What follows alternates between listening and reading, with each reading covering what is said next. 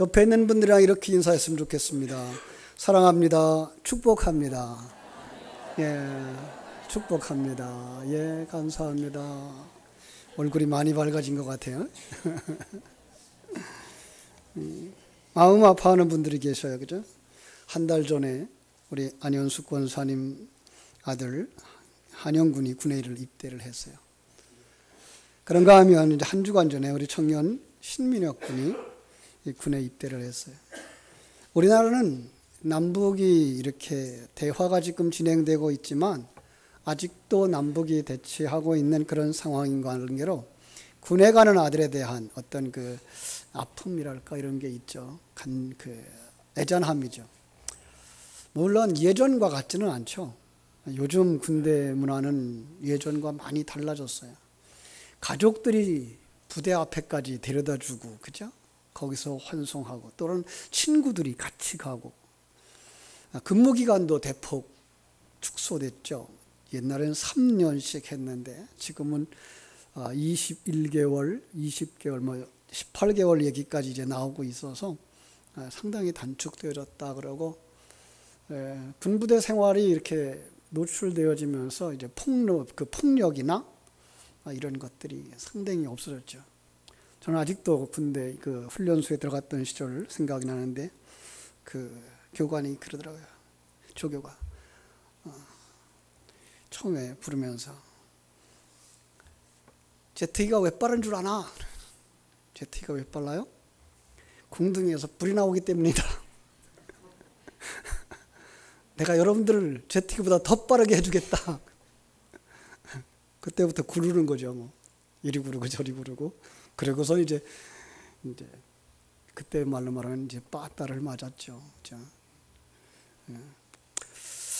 면회를 하고서 잔뜩 잠 맛있게 먹고 잠깐 누웠다가 잠이 들어버려가지고 소집 시간에 못 갔어요.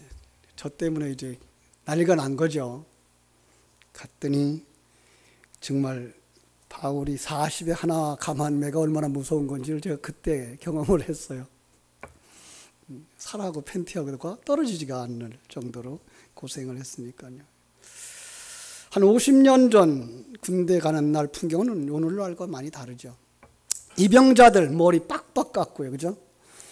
군들 호송하는 이병열차 타고 논산으로 갑니다. 가족들 가지 못해요. 가족들은 그저 역전에 모여서, 그죠? 역전에 모여서 인천 그러면 이제 인천 동천 역전에 이제 모여서 거기서 보내는 거죠. 기차 떠나갈 때 역은 울음바다가 되죠. 그렇죠? 왜 그랬는지 모르겠어요. 죽으러 가는 것도 아닌데. 그리고는 이제 자식들의 소식을 참 궁금해하죠. 100일이 지나야만 그 아들의 그 사복이 입대할 때 입었던 사복이 돌아오죠. 그거 기다리던 부모님들은 그 소포를 붙잡고서는 또 한바탕 울죠. 그 속에는 이제 엄마 아버지 떠나지 않았던 자녀들이 한층 엄마 아버지 생각을 하면서 썼던 다 큰 것 같고 효자가 된 것 같은 편지, 그것 보고서 이제 한바탕 울어요. 그죠? 그리고는 이제 그 아들이 의젓해서 돌아오기만을 기다리고 고대하게 됩니다. 여러분, 그때의 그 부모의 자식을 기다리는 그 기다림, 여러분 생각할 수 있겠습니까? 그런가 하면 지난주에는 우리 곁을 떠나신 분이 두 분이나 계셨어요. 그죠? 우리 교회 오래 섬기다가 서울로 이사를 가신 이현옥 권사님의 남편 손가영 집사님이 하나님의 부르심을 받아서 소천했고요. 지난 수요일 날은 우리 정순호 서인섭 성도님의 아버지 서병혁 성도님이 소천하셔서 이제 어제 장례를 마쳤는데요. 참 기회 되시는 대로 위로하시고 함께 사랑을 나눴으면 좋겠습니다. 그렇습니다. 이 땅에 살아가는 성도들의 삶 속에는 이런 변화들이 언제나 있어요. 태어나고 또 자라나고 학창시절을 겪고 군대 생활을 가고 그리고 제대하고 결혼하고 사회생활하고 때로는 병들고 일을 하면서 언제는 성공하기도 하고 실패하기도 하면서 무언가를 향해서 달려가는데 다윗은 시편 23편에서 이게 사망의 길이라고 그래요. 사망의 음침한 골짜기. 아주 쉬운 얘기로 사망을 향하여 달려가는 길이라는 의미이기도 한 거죠. 그렇습니다. 성경은 이렇게 우리 인생이 성장과 성숙의 과정으로 가는 것만 그려준 게 아니라 바로 거기서 어디서부터 출발했는지도 그려주고 있어요. 그래서 타락한 인간들이 창세기 3장부터 나오죠. 성경 속에 상당히 많이 이 암흑의 시기가 나와요. 타락했다. 그죠? 그래서 암담하다. 인간이 범죄했다. 거기서부터 참으로 어찌할 수 없는 상황, 깜깜한 감옥 같고 지옥 같은 그 상황 속에 찾아드는 한 줄기 빛. 그죠? 우리가 지금 말라기서를 봤는데요. 이 말라기서는 바로 그런 의미에서 신구약의 그 공백기가 한 400년 되는데 그 400년의 그 구약의 마지막 책이거든요. 계시가 없고 거기 하나님의 임재가 보이지 아니하고 성도들이 하나님의 음성을 듣지 못하고 그런 시기. 거기에서 한 줄기 빛이신 예수 그리스도가 오시다라는 얘기를 하죠. 새 생명을 받은 사람들의 거듭남이 거기에 기록되어지고요. 그런가 하면 그 거듭난 사람들의 성장이 그려지고 있고요. 그런데 그 성장의 과정 속에서 시련과 고통들을 그려내고 있어요. 그리고는 마침내 하나님이 기뻐하는 아들로 하나님이 예수 그리스도가 사랑하는 신부로 그리고 성전으로 이렇게 완성되어지는 그림을 그려주면서 한 단락이 한 단락이 끝나가는 그림을 우리가 보게 됩니다. 교회 역사는 이것들을 성도들이 기억할 수 있도록 교회력이라고 하는 절기를 주셨어요. 그래서 지금 우리가 12월 성탄절 25일 성탄절을 기다리면서 우리가 뭘 기다립니까? 지금 그죠? 그 대림절이라고 하는 과정을 거쳐가죠. 성탄절이 지나고 나면 주님이 오셔서 드러내 보여주셨다 그래가지고 주현절을 지내죠. 얼마만큼 지나가면서 이제 예수님이 오셨다가 십자가의 고난을 받는 그 고난과 부활에 대한 절기를 맞이하도록 이제 사순절을 주셨어요. 사순절 동안 예수님이 이 땅에 오셔서 받았던 그 고난을 묵상하도록 해 주었고요. 그 고난의 극치, 십자가의 죽음, 장사진에 되어짐, 그걸로 끝나는 게 아니라 부활하셨다라고 해서 부활절이 있습니다. 그런가 하면은 예수 그리스도가 첫 열매로 부활되어졌기 때문에 그 다음에 우리도 그렇게 예수 그리스도와 같이 부활되어질 거야 라고 하는 것을 소망을 주는 기간이 있는데 그게 바로 이제 오순절을 기다리는 거죠. 그 오순절을 기다리고 오순절이 지나고 나면 이제 성장과 성숙의 과정을 쭉 거쳐서 그리고 11월 달이 되어지면 그가 열매되어졌다. 그 열매를 거두시는 하나님을 우리의 추수에 비유해서 기억할 수 있도록 추수감사절을 주시죠. 그리고 이스라엘 백성들은 초막절을 지키면서 성전 밖에 아니 집 밖에 나가서 자기들이 걸어온 길을 되새겨보는 거예요. 아, 하나님이 그렇게 일해 주셨기 때문에 우리가 여기 이만큼 열매가 되어져서 아, 이제 하나님 앞에 나도 천국에 들어가겠구나. 이런 생각을 가지면서 이제 초막절로 끝나는 거죠. 추수감사절은 이제 끝나는 거예요. 그리고 나면 다시 한번 반복해서 예수 그리스도가 오셔야 됐던 이유를 알게 하기 위해서 우리 이제 대림절을 주시는 거죠. 이 대림절 속에서 그래서 우리는 바로 이런 암흑기의 상황에 존재들이 메시아를 기다렸던 경험들을 되새기면서 왜 메시아가 오셔야 했는가? 만약에 예수님이 오시지 않았다면 어떻게 했을까? 우리가 예수님을 모시지 못했다면 그리고 예수님을 잉태한 사람은 그 사람의 삶은 어떤 것인가 묵상하고 준비하도록 이 대림절의 말씀들을 주고 계신 거죠. 오늘 말씀 제목도 그래서 주님이 오시기 전에라고 정해졌습니다. 예, 하나님의 백성들이라고 일컬어지는 성경 속의 이스라엘 백성들, 유대인들이죠. 이 유대인들은 예로부터 구원자 메시아를 기다리는 신앙이 있었어요. 모세 때부터, 다윗 때부터, 그리고 선지자들의 시대에도 여러분, 그런데 그들은 지금 눈이 열리지 않았어요. 그들을 부러워할 이유가 없는 것은요, 왜냐하면 예수 그리스도가 빛으로 오셨는데 그들은 오심을 아직 몰라서 유대인들은 지금도 메시아가 오기를 기다리고 있다는 거예요. 그런데 그 기다림 때문에 어렵고 힘든 현실에서, 고난의 삶에서 삶을 포기하거나 절망하지 아니하고 이 메시아 대망 신앙을 통해서 현실을 극복하더라는 거야. 그들의 한결같은 소원, 지금은 캄캄한 밤처럼 어둡지만 메시아가 오시면 이 모든 고난을 사라질 거고 새로운 인생과 역사가 시작될 거야 라는 기대와 믿음을 그들은 가지고 살아가더라는 거예요. 메시아를 기다리는 신앙이야말로 우리 성경 속에서 우리가 깨달아 볼 수 있는 것, 노예 생활, 애굽에서의 노예 생활 하던 그것도 견디었고, 그들이 아수르의 침략과 북왕국의 멸망도 견디었고, 바벨론의 침략에 따라서는 그 남왕국의 그 멸망과 포로 생활도 견디었고, 그런가 하면 로마의 식민지 생활도 견디면서 그들은 정말 한시도 편할 날이 없는 삶 속에서 견디는 거예요. 무엇 때문에? 기다림 때문에. 기다림이라는 게 얼마나 큰 힘인지 알 수가 없어요. 지금도 그들은 전쟁 속에 있잖아요. 그러면서 이 전쟁도 주님이 오시면, 메시아가 오시면 해결될 거야. 세계 속에 가장 강한 나라로 이 이스라엘을 만드실 거야. 아직도 그리고 있다고요. 기다림, 그건 바로 힘이고 능력이고 사랑이라고 말할 수가 있을 겁니다. 요즘 텔레비 프로그램에 이만갑이라는 프로그램이 있어요. 요즘 우리 주일학생들이나 우리 초등학생들, 중학생들이랑 얘기하면 우리가 잘 못 알아들어요. 그죠?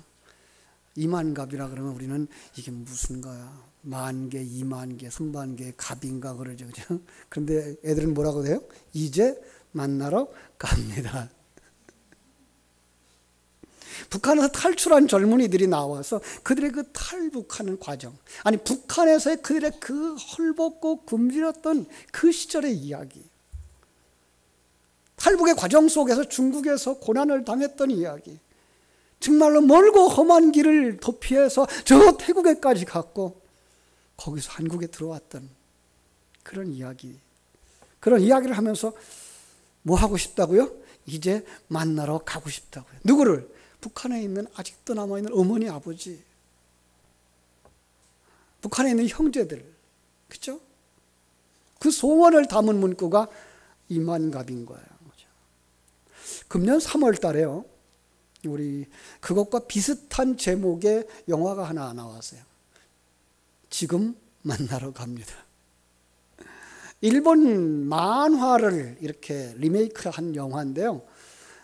재미있다고 보기보다는 아주 아련한 그 슬픔이 깃든 영화예요. 32살 젊은 나이에 엄마가 죽었어요. 그런데 그 엄마가 늘 눈물을 흘리자 하늘에서 허락을 했어요.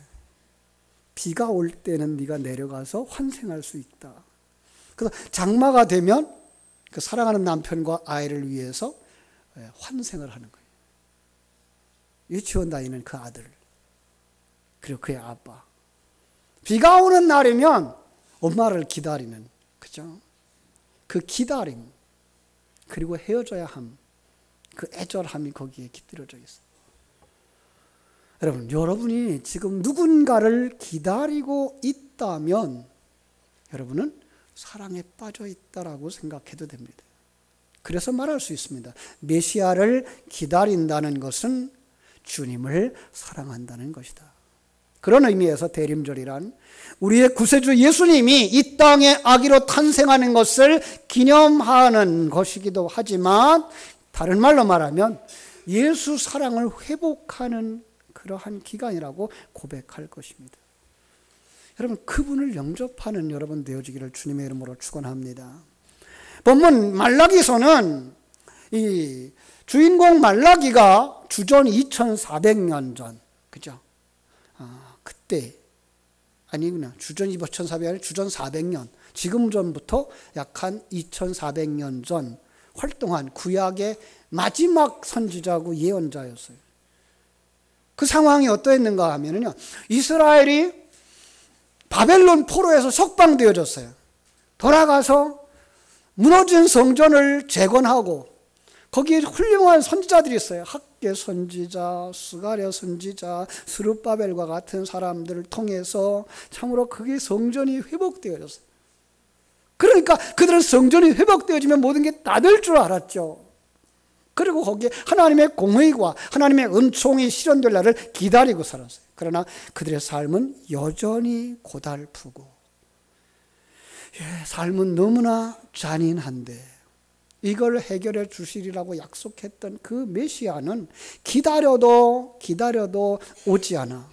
사람들이 실망이 그들을 쭉 덮어가는 거예요.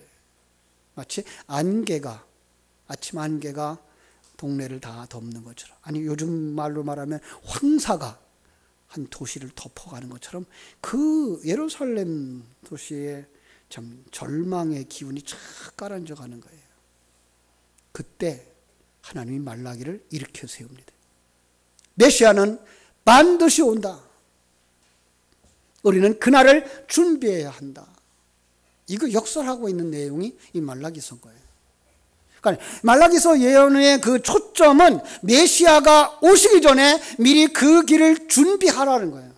그 준비시키기 위해서 사자가 올 것이니 그를 보면 너희들은 메시아의 도래가 임박한 줄 알고 철저하게 준비하라는 거예요. 오늘 본문 1절 다시 한번 볼까요? 만군의 여호와가 이르노라, 내가 내 사자를 보내리니 그가 내 앞에서 길을 준비할 것이요 또 너희가 구하는 바 주가 갑자기 그의 성전에 임하시리니 곧 너희가 사모하는 바 언약의 사자가 임하실 것이라.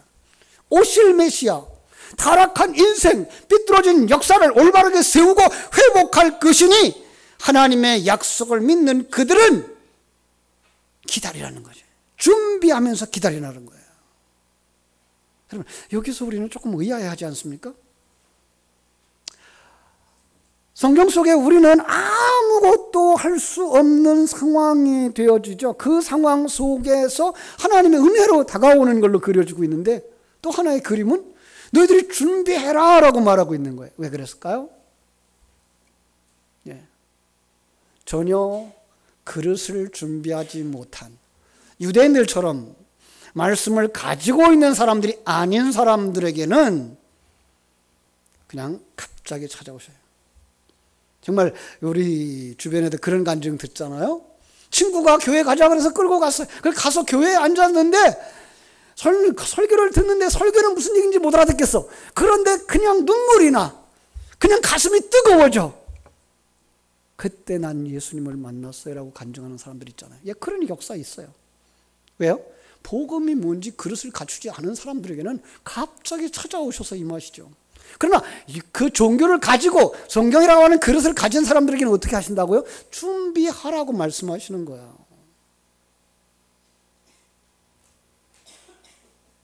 참으로 우리는 그 예수 그리스도의 오심을 기다리며 준비할 때, 준비한 사람에게는 예수의 오심은 은총이고 구원인 거예요. 그러나 그 메시아를 준비하지 않는 사람들은 유대교 안에 머물고 있지만, 죄송한 얘기지만 교회 안에 들어와 앉아 있지만 정말로 예수님을 영접하지 못한 사람에게는 예수님의 오심은 무서운 심판인 거예요.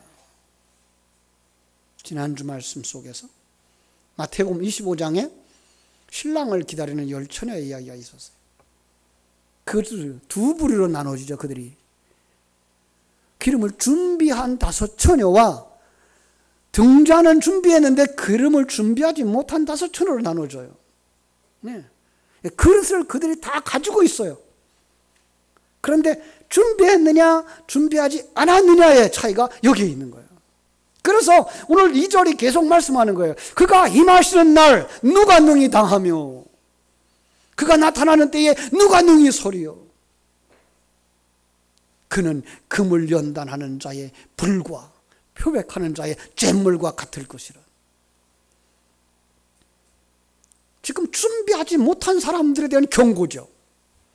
예수 그리스도를 만나지 못한 사람들, 예수님을 믿는다라고 말하지만 그 심령 속에 예수님의 생명을 가지지 못한 자들에게 대한 경고예요. 그들에게 하나님이 그 예수 그리스도를 만날 수 있도록 어떻게 하신다고요? 금을 연단하듯 한다는 거예요. 예나 지금이나 사람들이 가장 가치를 두는 것이 뭐예요? 금, 은, 보석이죠. 그 가치는요, 왜 있는가 하면 희귀하기도 하지만 변하지 않기 때문에 그렇습니다. 이건 사치하는 사람의 장식품을 이야기하는 것이 아니고요, 변하지 않는 그 가치를 의미하기 때문에 그렇습니다. 그런데 금이나 은이 처음부터 그렇게 완전한 모양을 갖추고 있는 것이 아니죠. 큰 돌, 그 속에 구석구석에 작은 금 가루가, 조각이 들어가 붙어 있는 거죠. 어떻게 해야 돼요? 그걸 아주 뜨거운, 정말로 뜨거운 일상의 온도가 아닌 뜨거운 그 용광로 속에 들어가서 금도 녹고, 심지어는 그 부산물들이 다 타버릴 정도의 그 온도 속에서 통과해야만 금이 나오는 거죠. 그것도 한 번에 다 나오는 것이 아니고 그것을 여러 차례 거쳐서 순도가 점점 높아져 가는 순도 100%가 나올 수 있는 거죠. 그렇습니다. 우리 삶 속에 그런 것들 때문에 우리 속에 금이 있는 줄 모르고 살아가는 이들에게 하나님은 연단도 주시고 시련도 주시고 그 과정을 통해서 우리 속에 뭘 발견하게 한다고요? 금을 발견하게 한다고. 그렇습니다. 말라기 저자는 거룩하신 메시아가 오시면 이 세상 속에 그 우리를 핍박하고 힘들게 했던 것들, 아니 내 속에 있는 부정과 거짓과 불순물을 가열하고, 그죠? 고난을 통과하게 하고 연단해서 순수한 금으로 걸러내듯이 하나님의 사람들을 거룩하게 하신다는 거예요. 순도 100%의 투명한 유리그릇과 같이 만들어 주신다는 거예요. 그러므로 주님을 사랑하여서 정말 주님의 오심을 기다리는 사람은 주님이 오시기 전 그의 길을 예비하는 사자가 오는 기간에 자신의 부정을 제거하고 순수한 모습으로 예수님을 영접할 준비를 하는 거죠. 그걸 연단이라고 말하고, 히브리서 11장에서는 그것을 징계라는 말, 파이디아스, 다시 말하면 아들 만들기의 과정을 거쳐간다는 거예요. 여러분, 그 속에 있는 금이 인격체라면 손도 대지 못할 정도의 그 뜨거운 불로 연단하는 그 과정 속에서 뭐라고 외칠까요? 얼마나 힘들겠어요? 얼마나 죽겠다고. 그죠? 나 그냥 여기 머물러도 되는데 왜 이렇게 뜨겁게 하느냐고, 왜 이렇게 괴롭게 하느냐고. 그죠? 그러나 그 과정을 이겨낸 사람만 순도 100%의 정금처럼, 투명한 유리그릇처럼 내 안에 그리스도가 밖으로 비쳐나올 만한 하나님의 사람으로 완성되어지는 줄로 믿습니다.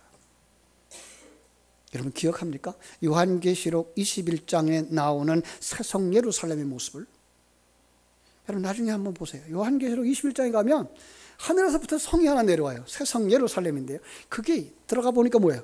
보석이 보이는 거예요. 성은 성인데 뭐가 보여요? 보석이 보이는 거예요. 문은 문인데 진주가 보이는 거예요. 가까이 가서 보니까 벽옥도 있고 남보석도 있고 옥수도 있고 녹보석도 있고 홍마노도 있고 12가지 보석이 보이는 거예요. 12가지 아들이 숫자죠. 그러면 분명히 하나님의 아들들이 있는데, 여러분 성경 속의 보석은 뭘 상징한다고요? 하나님을 묘사하는 단어. 왜?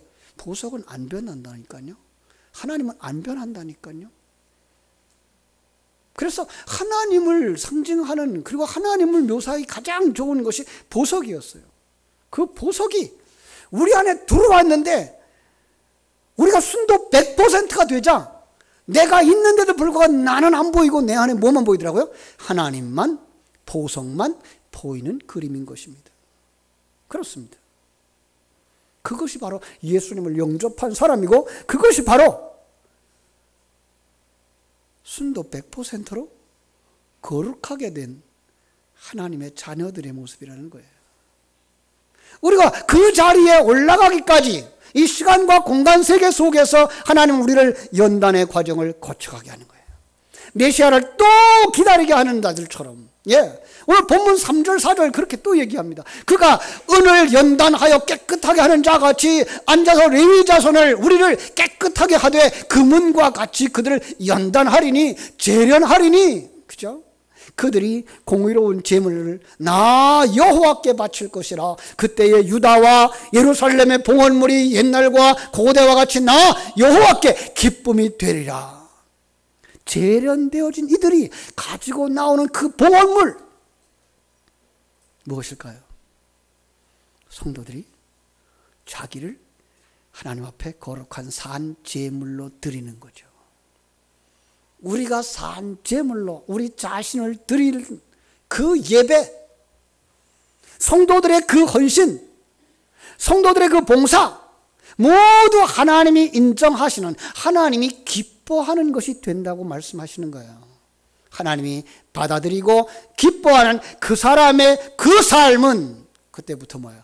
영원토록 은혜와 평강이 넘치는 행복한 삶이 되는 줄로 믿습니다.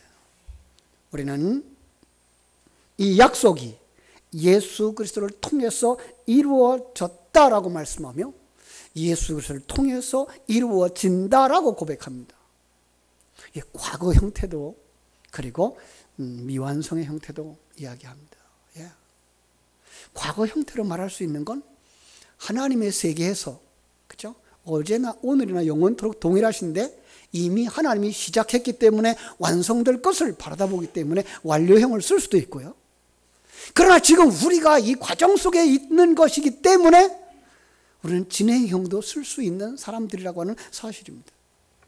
그래서 우리는 구원받았어요 라고도 말할 수 있고 지금 구원받는 과정 속에 거하고 있는 겁니다.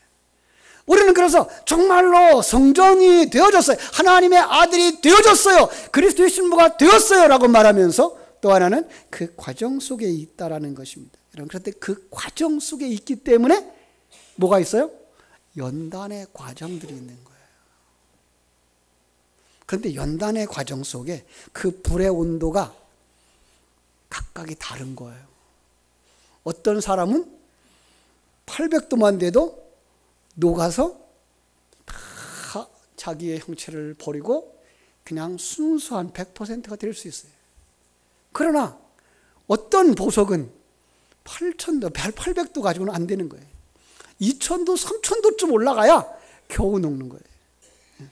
그러니까 성도들이 이 세상 살아가면서 어떤 사람이 당하는 시련과 어떤 사람이 당하는 고난이 다를 수가 있는 거예요. 각각의 하나님이 만든 재질이 달라서. 그럼 오래 고난 당하는 사람이 더 좋을까요? 고난을 좋아하는 사람은 아무도 없을 거예요. 그죠? 그러나 그럼에도 불구하고 하나님 그 과정을 통해서 우리를 하늘나라의 아름다운 아들로, 예수 그리스도가 잃어버리지 않을 만큼 우리를 사랑하는 그리스도의 신부로, 그리고 우리가 하나님을 모시고 살아가는데 우리의 모습은 보이지 아니하고 우리 속에 보석만 보이는, 하나님만 보이는 온전한 성도들로 완전히 바뀌어지는 거예요. 사랑하는 여러분, 그 재련의 과정이, 성상과 성숙의 과정이 우리를 아프게 할 것입니다. 견디기 어렵다고 소리치게 만드는 것입니다. 때로는 가난으로 다가올 수 있고요. 때로는 질병으로 다가올 수 있고요. 때로는 실패로 다가올 수도 있습니다. 그 순간에 여러분 어떻게 하실랍니까? 왜 나만 겪는 고난이냐고 불평하지 마세요. 고난의 뒤편에 있는 주님이 주실 축복 미리 보면서 감사하세요. 너무 견디기 힘든 지금 이 순간에도 주님이 일하고 계시잖아요. 남들은 지쳐 앉아 있을지라도 당신만은 일어서세요. 힘을 내세요. 힘을 내세요. 주님이 손잡고 계시잖아요. 주님이 나와 함께함을 믿는다면 어떤 역경도 이길 수 있잖아요. 아들이 돌아올 날을 기대하기 때문에 마치 아기를 잉태한 어머니가 해산의 날이 다가오면 다가올수록 몸도 무겁고 고통스럽고 이제 해산의 시간이 다가오면 견딜 수 없지만 그러나 그 아기가 태어날 때 아기가 너무나 귀해서 아기가 너무나 예뻐서 그 다음에 또 임신해도 기쁨으로 그 아이를 받아들일 수 있었던 것처럼 사랑하는 여러분, 우리가 완성되어질 그날의 우리의 모습 그리고 그때를 바라보며 일하시는 하나님의 그 일하심 기다릴 수만 있다면 우리는 어떤 어려움도 겪을 수 있을 줄로 믿습니다. 날씨가 추워졌습니다. 여러분 교회 오시면서 나뭇가지를 좀 보셨나요? 나무가 다 떨어졌어요. 그죠? 잎사귀가 그렇게 파랗고 아름다웠던 나무들이 이제 앙상한 가지만 남았어요. 푸르던 산과 들판, 그죠? 꽁꽁 얼어갑니다. 여러분 그런데 깊은 흙 속을 헤쳐보셨나요? 거긴 씨앗이 있죠. 생명이 있는 씨앗은 다음을 기다립니다. 저는 강화도에서 살았는데요. 거기는 인삼농사를 많이 졌어요. 근데 인삼농사의 가장 어려운 과정이 언젠가 하면 그 씨앗을 싹 트는 거예요. 근데 그 씨앗을 싹 트는 가장 좋은 방법은 그 씨앗을 가을에 거두어서 얼리는 거예요. 어느 동안에 씨앗이 싹이 터지고 봄이 되면 그 터진 사이로 새싹이 올라오는 거예요. 여러분, 씨앗들이 봄철에 따스한 햇빛이 비춰지면 훈풍이 불어오면 그들은 기지개를 펴고 일어나죠. 그래서 그 씨앗들은 그 봄날을 기다리죠. 그들이 그 기다리는 그 봄날을 기다리는 씨앗들에게 있어서는 이 겨울은 죽음의 계절이 아니죠. 새로운 세계로 나가기를 기다리고 준비하는 기간입니다. 그렇습니다. 성도들에게 있어서 빚어지는 모든 환경들은 이제 따스한 햇빛, 빛으로 오신 예수 그리스도, 봄철에 얼음을 녹이는 훈풍, 성령의 바람으로 우리를 새 생명의 사람으로 태어나고 자라나고 꽃 피우고 열매 맺게 하시는 하나님이 준비 기간인 줄 알아서 여러분 이 기간 속에서 참으로 잘 준비해서 아름답고 복된 열매를 맺는 성도들이 되시기를 주님의 이름으로 축원합니다. 기도하겠습니다. 하나님 우리 아버지, 이스라엘 백성